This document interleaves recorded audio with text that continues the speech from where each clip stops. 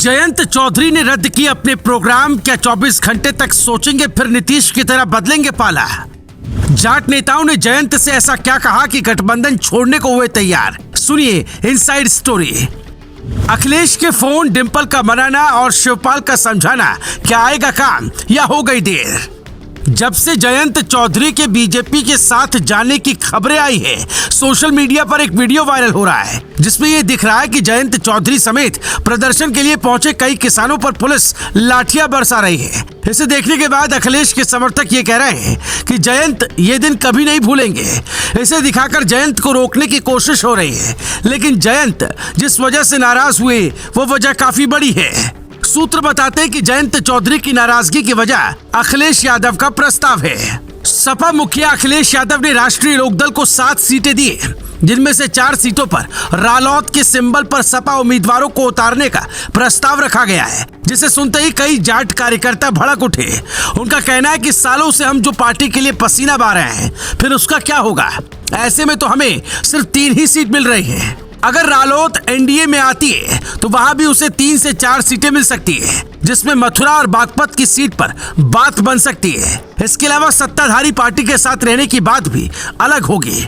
यही वजह है कि जयंत चौधरी ने इन बातों पर विचार करना शुरू कर दिया है। 12 फरवरी को छपरौली में होने वाले अपने पिता अजीत चौधरी की आदमकद प्रतिमा के अनावरण का प्रोग्राम भी जयंत ने रद्द कर दिया है। मथुरा में होने वाले युवा कार्यक्रम सम्मेलन का कंफर्मेशन भी अभी नहीं आया है। यानी जैसे बिहार में नीतीश कुमार अपने सभी प्रोग्राम रद्द कर विचार करते नजर आए थे और फिर एनडीए में चले गए थे, ठीक वैसे ही जयंत चौधरी भी कर सकते हैं। इसीलिए अभी से ही अखिलेश यादव ने फोन कर मनाना शुरू कर दिया है। खुद मीडिया में आकर ये कह रहे हैं कि मुझे उम्मीद है वो ऐसा नहीं करेंगे।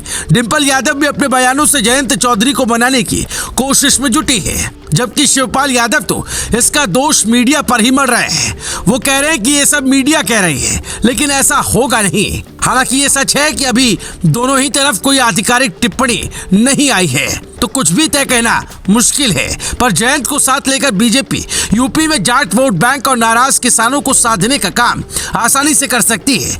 इसीलिए इस बात की चर्चा जोरों पर है। 2024 चुनाव में बीजेपी का मिशन 80 में से 80 सीटें जीतना है। पहले से ही सुभाषपा अपना दल एस और निषाद पार्टी के साथ बीजेपी का गठबंधन है। बीएसपी प्रमुख मायावती एक तरह से मौन है, तो बीएसपी से ज्यादा दिक्कत है नहीं।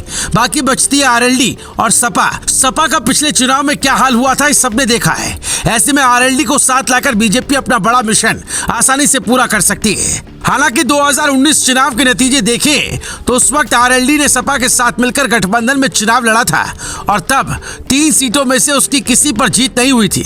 लेकिन 2022 के विधानसभा चुनाव में जयंत की पार्टी ने 33 सीटों पर चुनाव लड़ा और 9 पर जीत हासिल की, जो बताता है कि जाट वोट बैंक पर जयंत की पार्टी की पकड़ अभी भी मजबूत है, बशर्ते कि अगर वो गठबंधन बदल ले तो उसे ज्यादा फायदा मिल सकता है। मतलब जयंत जितने बीजेपी के लिए जरूरी है, उससे ज्यादा बीजेपी से गठबंधन उनके लिए जरूरी है। इसके अलावा ये तो सब जानते हैं कि जो पार्टी सत्ता में होती है उसके नेता के साथ पुलिस कैसा बिहेव करती है और विपक्षी पार्टियों के नेताओं को विरोध प्रदर्शन में कितनी परेशानी आती है, ये भी हर नेता अच्छी तरह समझता है। इसीलिए कुछ नेता समय रहते पाला बदल लेते तो कुछ डटे रहते। अब जयंत क्या करेंगे वही बता सकते हैं।